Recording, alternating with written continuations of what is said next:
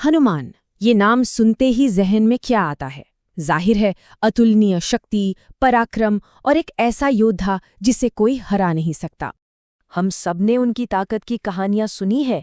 पवन पुत्र, महादेव के अवतार, जिनके बल के आगे दुनिया का कोई भी योद्धा टिक नहीं सकता था।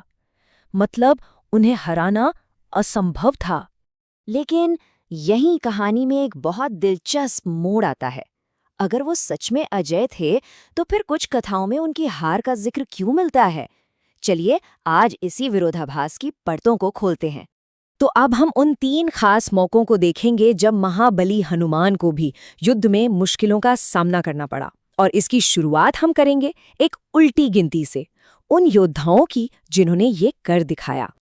तो हमारी गिनती में तीसरे नंबर पे कौन है? पद्म पुराण में जिक्र है कि जब प्रभु श्रीराम ने अश्वमेध यज्ञ किया तो उनका घोड़ा लव और कुश के आश्रम पहुंच गया और छोटे से लव ने उस घोड़े को पकड़कर बांध लिया। बस यहीं से श्रीराम की सेना और उन 2 बालकों के बीच एक जबरदस्त युद्ध छिड़ गया।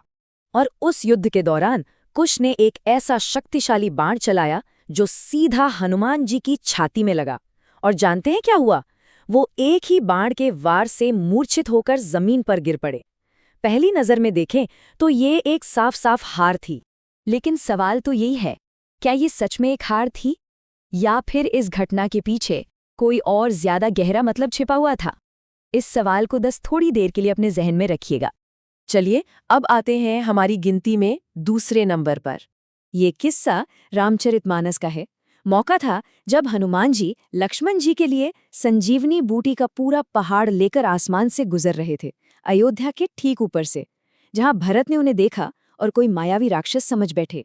भरत ने बिना एक पल सोचे बाण चला दिया।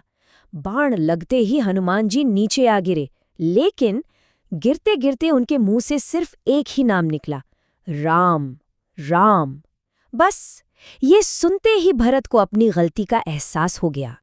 और एक बार फिर वही सवाल, क्या इसे हम एक सच्ची हार मान सकते हैं? मामला और भी उलझता जा रहा है ना, लेकिन जवाब जरूर मिलेगा।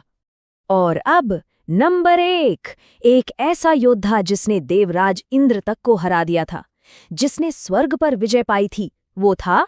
कहानी तब की है जब हनुमान जी ने लंका में अशोक वाटिका को तहस नहस कर दिया था। तब रावण ने अपने सबसे शक्तिशाली बेटे मेघनाद यानी इंद्रजीत को उन्हें रोकने के लिए भेजा।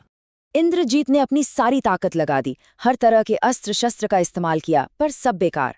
तब आखिर में उसने अपना सबसे बड़ा हथियार निकाला, ब्रह्मास्त्र, एक ऐसा अस्त्र जिसके सामने कोई खड़ा नहीं हो सकता था।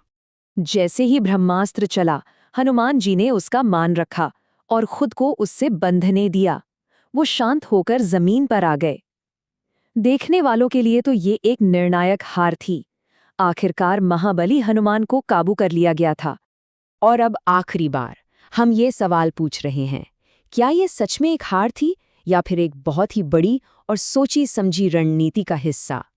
चलिए अब वक्त आ गया है इन तथाकथित पराजयों के पीछे के सच को जानने का। अब तक हमने सिर्फ कहानियां सुनी, लेकिन अब हम इन घटनाओं के पीछे के क्यों को समझेंगे, क्योंकि जो जैसा दिखाई देता है, सच अक्सर उससे कहीं ज्यादा गहरा होता है।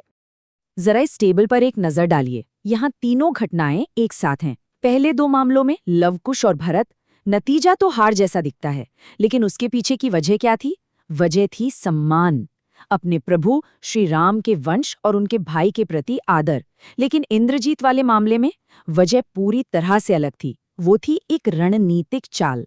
असल में इंद्रजीत के साथ जो हुआ वो हार थी ही नहीं। देखिए, हनुमान जी को ब्रह्मा जी से वरदान मिला था कि कोई भी दिव्य अस्त्र उन्हें कभी मार नहीं सकता। वो चाहते तो ब्रह्मास्त्र को भी निष्फल कर सकते थे, लेकिन उन्होंने ऐसा नहीं किया। वो जानबूझकर बंधे, क्योंकि यही एकमात्र तरीका था सीधे रावण के दरबार तक पहुंचने का। तो ये सारी बातें हमें शक्ति की एक बिल्कुल नई परिभाषा की तरफ ले जाती हैं। असली ताकत सिर्फ शारीरिक बल दिखाने में नहीं होती। और ये बात कोई और नहीं बल्कि खुद हनुमान जी ने रावण की भरी सभा में कही थी। उन्होंने साफ साफ कहा कि मेरा बंधना मेरी कमजोरी नहीं बल्कि मेरी योजना का हिस्सा था। मैं तुमसे मिलना चाहता था। तो इसका निचोड़ क्या है? निचोड़ ये है कि हनुमान की अजेयता सिर्फ उनके बल में नहीं बल्कि उनकी बुद्धि, उनकी भक्ति और उनकी विनम्रता में थी। उनकी सबसे बड़ी शक्ति ये जानना था कि कब लड़ना है और कब एक बड़े मकसद के लिए सम्मान के साथ पीछे हटना है। और ये पूरी कहानी हमें एक बहुत गहरे सवाल पर लाकर छोड़ देती है। क्या सच्ची अजेयता का मतलब कभी ना हारना है, या फिर ये जानना है कि एक बड़ी जीत के लिए कब और क्यों झुकना पड़ता है? शक्ति का असली रूप आखिर है क्या?